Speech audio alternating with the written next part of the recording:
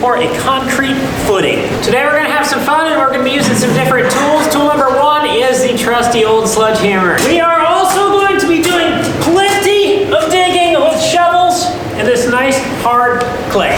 My neighbor Justin's gonna be on jackhammer duty.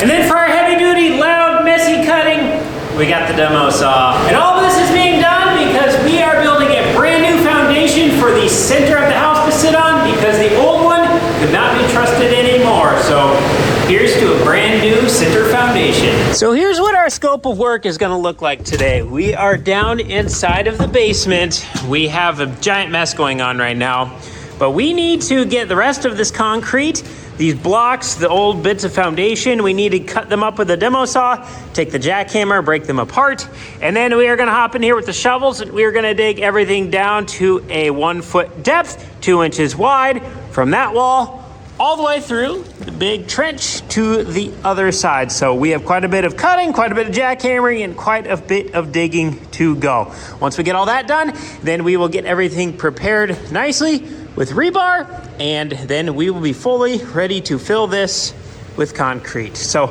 that is our goal today.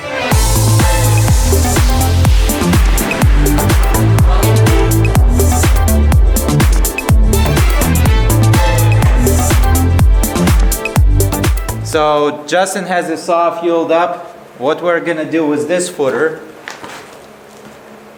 We're gonna cut with our saw as deep as we can because it's a big job to just keep breaking it. So that will help us to chunk up the concrete in the little smaller pieces, and hopefully it will be easier to chisel out. So we just gonna cut the slits in it and then come out and then come in with a jackhammer, and hopefully we'll just basically take this top off. That's all we need.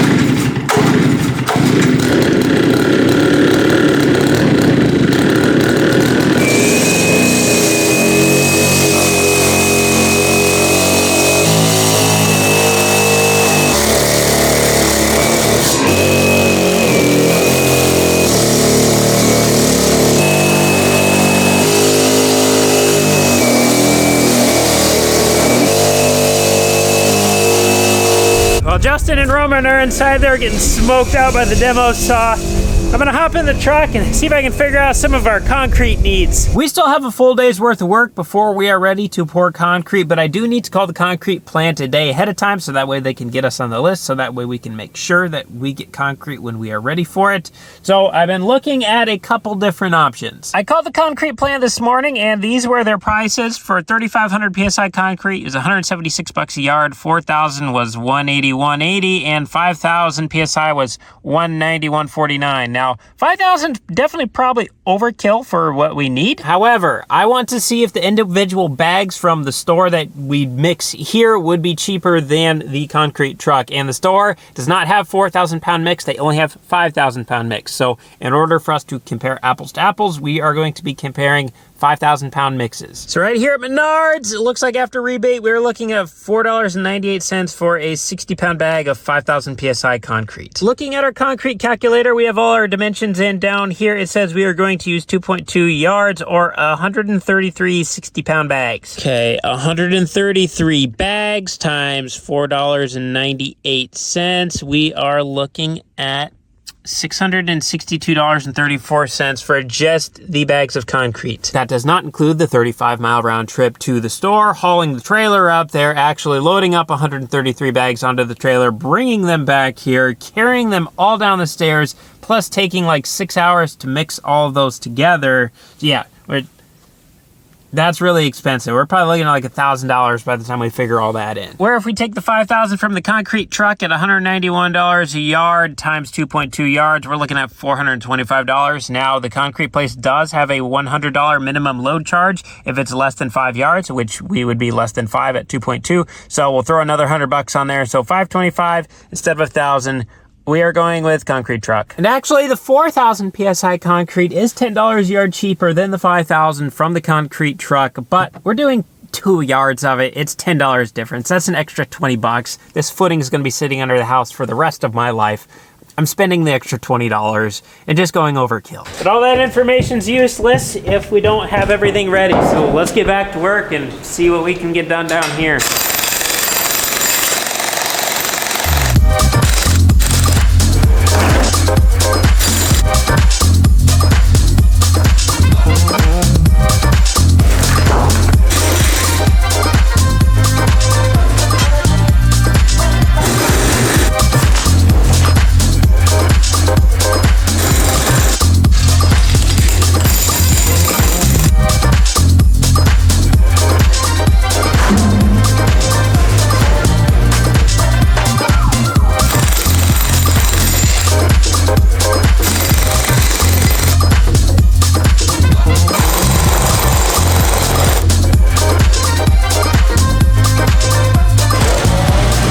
We are now at the fun part, which is setting the grade in the bottom of our footing. So Roman's got his laser level set up over there. So it is currently projecting a laser. You can see it on my finger right there, but it's going over to the wall, and the wall has our floor grade. So the future floor that we are going to have poured is going to be on top of this green line, right where the green line is, which is basically the exact floor height that we currently have. So we need to measure down from this line 18 inches down, and that will be the bottom grade for our footer. This laser level is super handy because all we gotta do is take our tape measure, and then you can see the green laser line on it. We want it to get to 18 inches when it hits the bottom.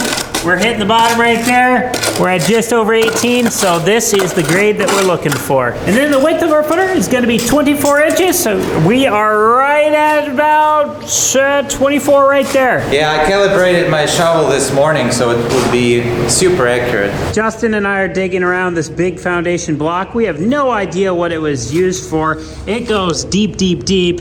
We'd be here all day with the demo saw and the jackhammer breaking it up. So we just got it to where it's gonna be below grade. We're actually gonna be pouring our footing on top of that. So as strong as that thing is, it's just as good as the concrete that we're gonna be pouring beyond it anyway, so that's why we are going to be leaving that here. It is kind of interesting looking at this bottom digging out. We have some really nice soil structure here. This is just hard soil. I took my shovel in that and look how much lack of porous material is in there. It's just all compacted down. So when we pour this concrete wall on top of it, we could pour as thick of concrete in the world as we wanted, but if the foundation below it's no good, then that concrete would eventually get a hollow spot underneath it because this would settle out, and then our concrete would eventually break. So we have a really, really, really nice footing underneath with this soil. We're probably 10 feet under grade from what ground grade is below. So we are building on what we want to. Boys, the food is ready. Time to eat. No carbs today, Justin. No carbs? I can eat 2 buns. We got a treat for lunch today. Roman made kebabs, and then we have a Roman Caesar salad here. Yep. Cost about $1 and 15 minutes of chopping. When did this expire? Sorry, the cabbage head didn't have expiration date on it, so I don't know. That was good. Thanks for lunch, Roman. You're welcome. So now we're back to working on the footer. We are trying to calculate exactly how much concrete we're going to need to fill this thing. We're figuring 2.5 feet wide. Now that we actually got everything dug up, it's a little wider than we anticipated. And instead of 30 feet long, we're gonna go 31 feet, and then we're gonna go 12 inches thick. So running that in the concrete calculator, we're looking at just under 3 yards. So I just ordered 3 yards coming tomorrow. Justin is currently taking out this window, so that way we can take the concrete truck chute and just stick it right inside the window, and then we'll be able to have a wheelbarrow inside here, and then we can just wheel it over and dump it in. 3 yards, it's not a ton of concrete if you're outside and have the concrete truck to move everything, but when you're doing it by wheelbarrow or by bucket, shovelful, it's quite a bit of concrete. So Roman's just finishing up some final grading down over there, and otherwise I think the rest of this is good. We need to go get some rebar, so that way we can get everything all formed up, and then we will be ready for concrete. Oh yeah, we'll have plenty of room in that window to get that in there. That should work good. How the cavemen would have been able to back up to trailers back in the day without a backup camera is beyond me. I still can't do it even with a camera. No more smashy fingers. See if I weigh enough to lower this. Come on.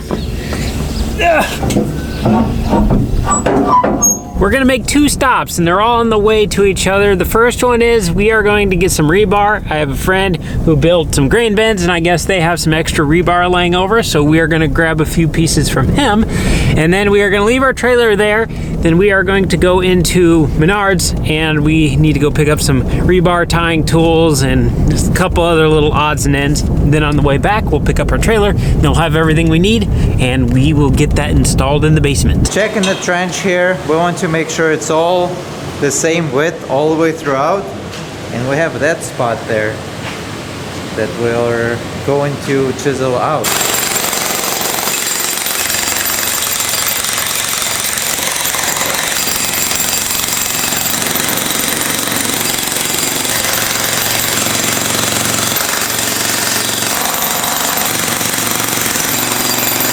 Here's the remnant of the footer that was here, just like that one.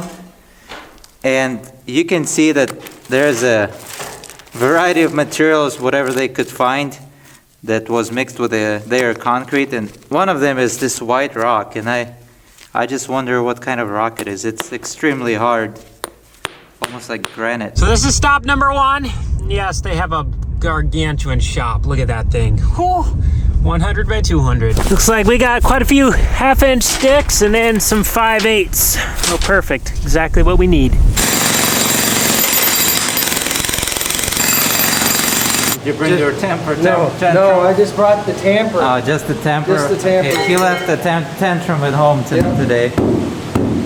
So we're just gonna come in and pack it a little bit, and spots like where it's super dry, we'll put some moisture, and then we'll have a nice prepped surface, and we'll be waiting for coal and rebar. So we have 2 things left to prepare for, and it's basically clean this up so the new concrete would adhere to this surface as much as it can.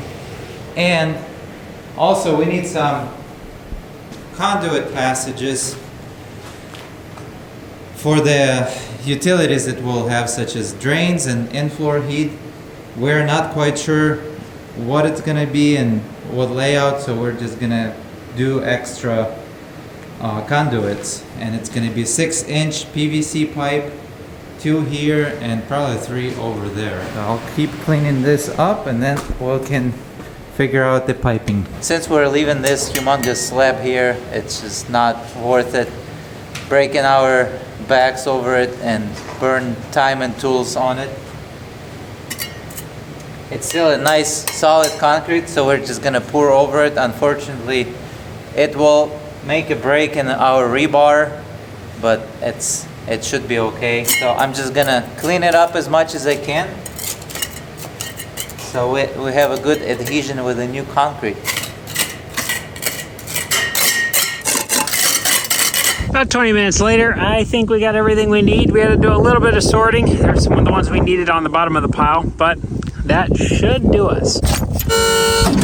Okay, trailer, we'll be back in a few minutes. I try not to pull a trailer around in town if I don't have to. It just seems like a bigger risk for an accident to happen. Just extra piece of material behind me. So in this case, it's gonna work perfect. Leaving the trailer on the edge of town while we go into town, and then we'll come back and get it when we're done. All right, let's see if we can find what we need here. Looking for concrete ties. We got a rebar bender. We got some rebar tire things. You go like this, and then we can tie them with these little straps. I can grab it, these things. And then we need a wheelbarrow. What one do we want? You get it too big, it's hard to move around. You get it too small, you can't use it for anything else. Well, this just seems entirely obnoxious.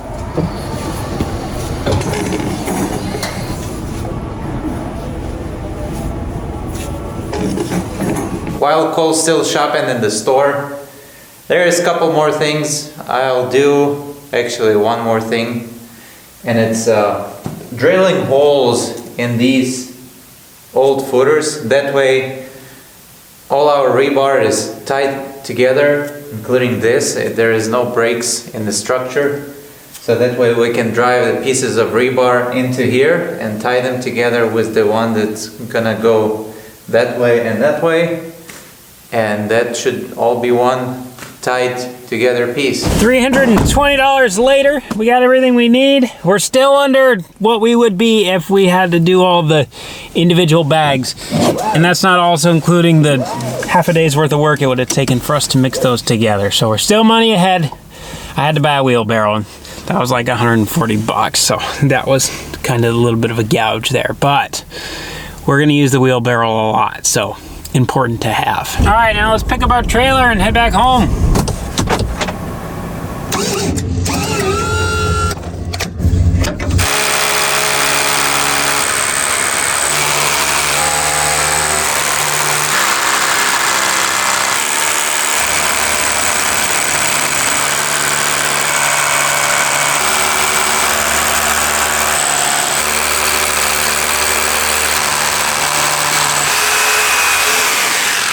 Moving on to the next one and the last one. Also 3 from one side and 3 from the other. And also for those who don't know, this is called a hammer drill. As it rotates, it will create a strike. And those tiny strikes help to chip off a little chunks of concrete as it drives through the hole, through the bore. And you cannot do it without the special masonry drill bit. What makes it special is the tip of it. The tip tip is a tungsten carbide alloy around it, and it's an extremely hard material. The only harder material, natural material on earth is diamond. So this one is second hardest material. And that's why I choose through the concrete, steel, whatever else. This is the way to go. Remember, tungsten carbide. Ask your probably chemistry teacher.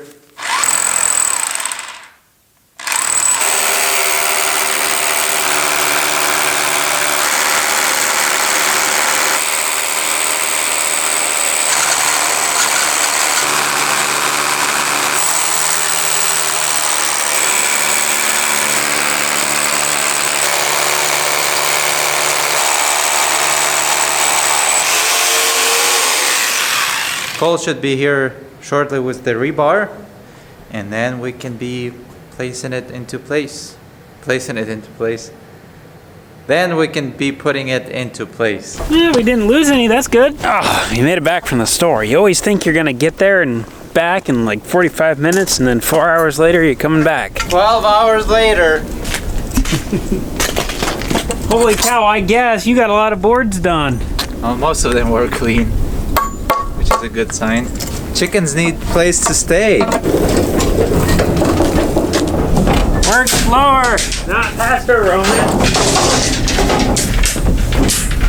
Well, I was off getting this stuff. Justin and Roman did some serious fixing up of where this footer is going to be. Looks like they did a little bit more cleaning on the bottom with shovels, tamped it. It's actually remarkably square.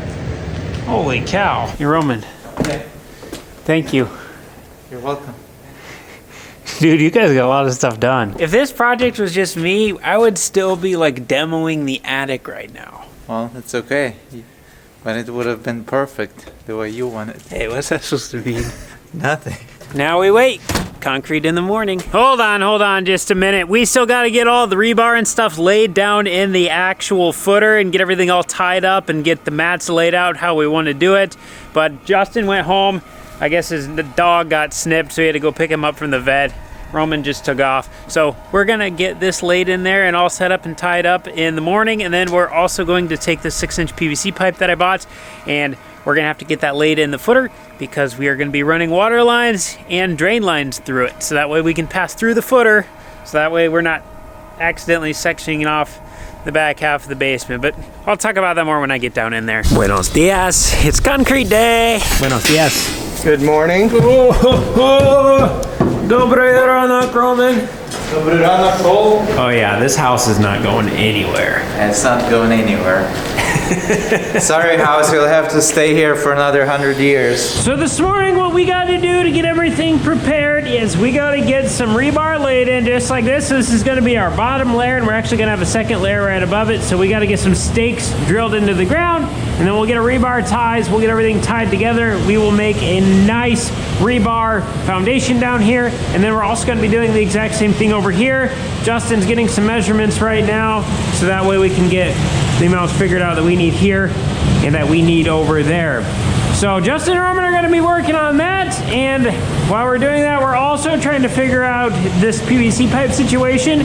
We are going to be having a floor drain right where that water bottle is, and then there is going to be a floor drain over where this camera is. So we want to make sure that we have our piping pre-placed inside of that footer, so that way we can already have our PVC piping ran through. That way we have an access point. Because otherwise, if we have a solid concrete wall there and we try to get a pipe from here over to the other side of the house, it's not going to be fun boring through that wall. So if we can lay the PVC pipe in before we pour, then when we get to putting in the drain, it's as simple as sliding a pipe through a hole that is already there. So we have to do the drain lines. We are also going to have one laid in for having a tile under the floor and the heated floor lines. So we are going to have 3 access points on this side and 3 over there. So we're trying to figure out how far down do they need to be and where do we want them.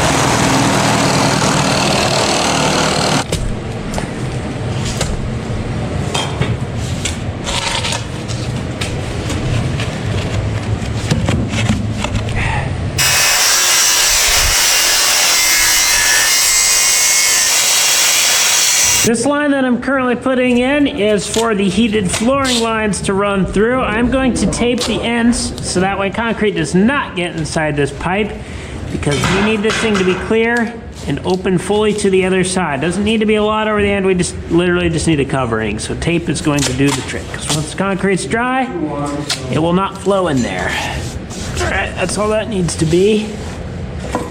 The other side.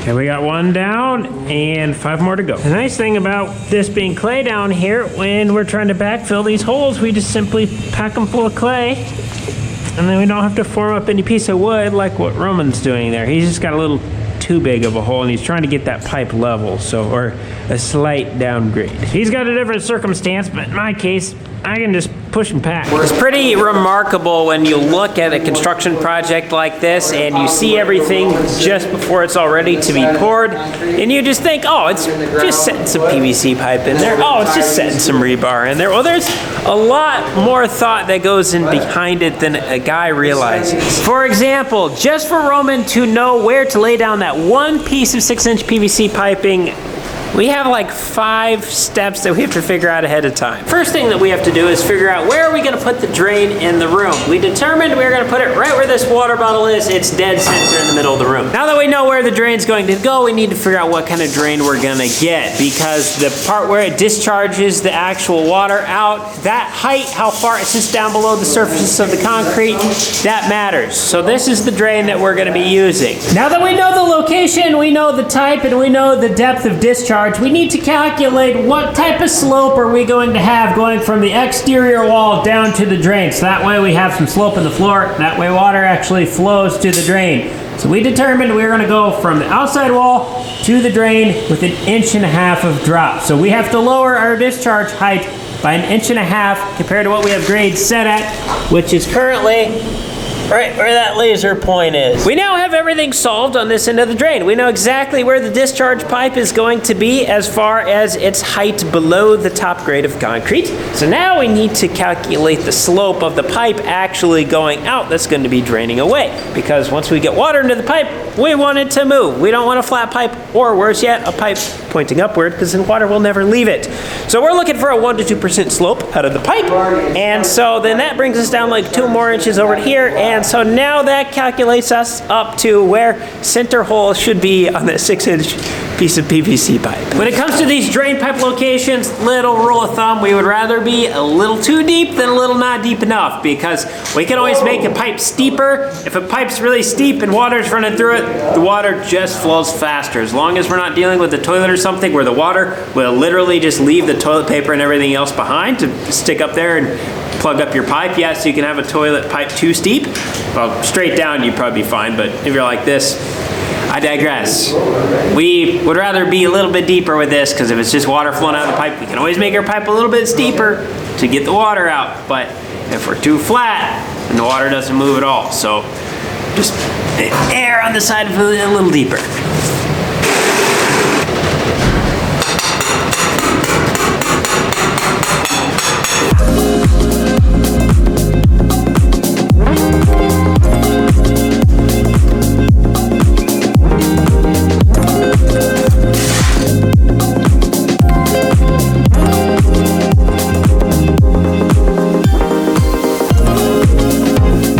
With Roman's little final touch of propping up that piece of rebar, I think we are all ready for concrete. And just in time too, because he's supposed to be here in 19 minutes. We are definitely running overkill on rebar. We're running 2 mats. Bottom one's about 5-6 inches on center, top same thing. And then they're 8 inches apart from each other the entire way down. Then we got heated floor line access hole. Then we got drain line access hole. Roman's by the French drain access hole. Then we got other drain hole on the other side of Roman. And then heated floor line over here. Concrete truck's gonna back up to this window, and we're gonna aim to get a chute stuck in the window somewhere about here, and then we can dump all the concrete into the wheelbarrow, and then we'll wheelbarrow over and we'll dump in as we go. I am going to go get an air compressor right now, because I don't know how much air Menards put in those wheels, but they feel a little squishy, and the last thing we need is a flat tire on the wheelbarrow. Wheelbarrow?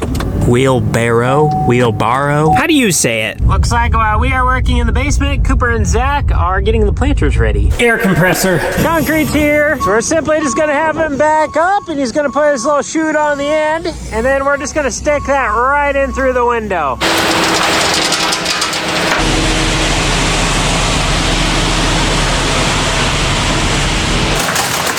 A little bit more, Cole.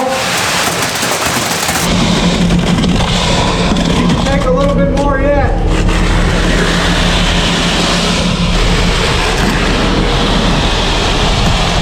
This is kind of neat. If you look at the concrete, you can see all these little pieces of hair looking stuff. That is fiber. So this is like a polyurethane fiber that we have added in. It's gonna help make the concrete a lot stronger.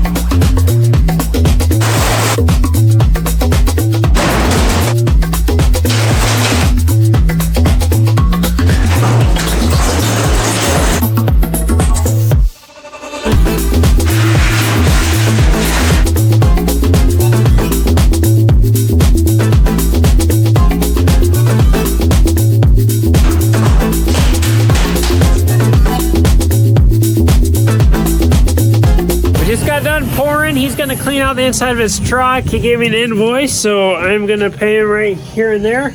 I guess new concrete company, they don't have this in the billing system yet, which not a problem. But it looks like for everything, we're coming out at right at $701.14. So what do we got here? Okay, we got the hauling fee. That was $150 that we didn't account for. Okay, well, still cheaper than the little bags. Well, that's not too bad. We were a little over, but do you guys do by the quarter yard as well? Nope. So I just do 3, 4, 5, 6, 7, 8, 9, 10? Yep. Okay. Here's that, by the way. Thank you. No, thank you very much. Really, that was about perfect. You always want to have a little bit of extra concrete because you don't want to be short, and they don't sell by the quarter yard, so we needed 2.87, so we couldn't have got 2.75 if we wanted to. We had to go 3. So it worked out okay. Went downstairs, Justin and Roman pretty much got it all under control. It's an hour and a half after we were supposed to have lunch, so I'm gonna go grab lunch for everybody, and then we can sit and eat lunch and watch our freshly poured concrete dry. Really good. Yeah. This is bone dry. Something about finishing concrete is very satisfying to me. With each stroke it gets better and better and better. But I guess actually the more strokes you make, basically the better it gets, because what happens, you keep moving it, all the big aggregate, like bigger rocks, falling down, and the fine stuff stays on top or raises up, so 2 aggregates separate, and that's what concrete people call cream. We are bringing cream up, and it is a very important thing because it creates a protective layer that doesn't have any voids where water can get in and start expanding the concrete, especially when it freezes. So you're actually doing a good deed by adding more and more movement to the concrete. Justin got some rebar cut, and that's gonna be our anchors that's gonna connect the footing with our little curb wall. It's gonna be extension of the wall. We're gonna build a wood wall on it. So I'm gonna move the laser so we have a straight axis where we can drop these pieces of our rebar, our anchors, and we're gonna put them in. Now we have an axis for our wall that we're gonna build, but prior to the wall we're gonna pour another 12-inch curb or so. So we need to secure that curb to our slab that we poured today, and we're gonna do it with this rebar. So while the concrete is still wet, we can easily plunge it into the concrete. Yep. We got our laser situated on the opposite side, shooting in the middle of the beam. And now we have our axis where we can drop our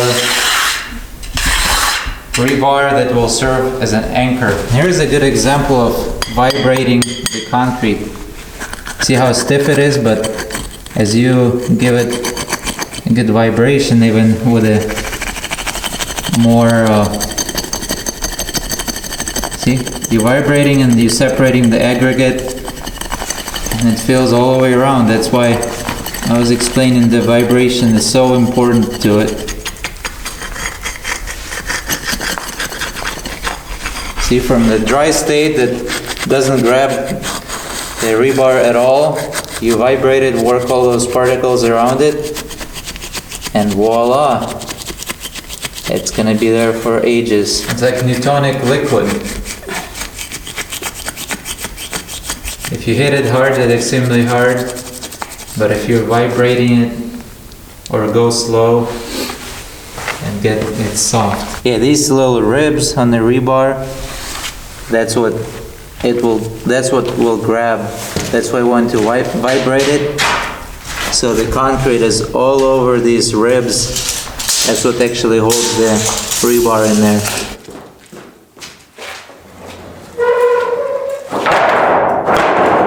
So we ended up eating lunch in the heat, but now we are all done. and we're gonna go try to form up some more forms for the little wall we need to build on top of our footer now. When Justin and Roman were pouring the footer, they stuck these bits of rebar down inside of there. That is where our wall, the actual wall that we're gonna be building upon, is going to sit. And then the gap is going to be the door openings that will actually go into the individual rooms. We'll have another one sitting right here. But currently, Justin is measuring up some wood because we are gonna make some wood footings. So that way we can, well, forms that will fill with concrete. So they'll basically sit just like this, but right around those pieces of rebar that come up out of the ground. Then we'll build a rebar cage inside here. We'll fill this with concrete, and then we'll be able to actually build our wall with wood up to the floor joist above us on the beam, right on top of this. And I'm being sent on Menard's duty again because now I need to get bags of concrete so we can pour concrete for that little wall. Would have been perfect if we could have used what we had to throw away with the concrete truck when it was here, but we had to pour that footing first. We couldn't pour the footing and then build that on top. That concrete was gonna set up either way. So, bit unfortunate, but it is what it is. Justin got mad, so he started chopping expensive boards down. Hey, we'll use them somewhere. Chicken shed or something. They'll get used.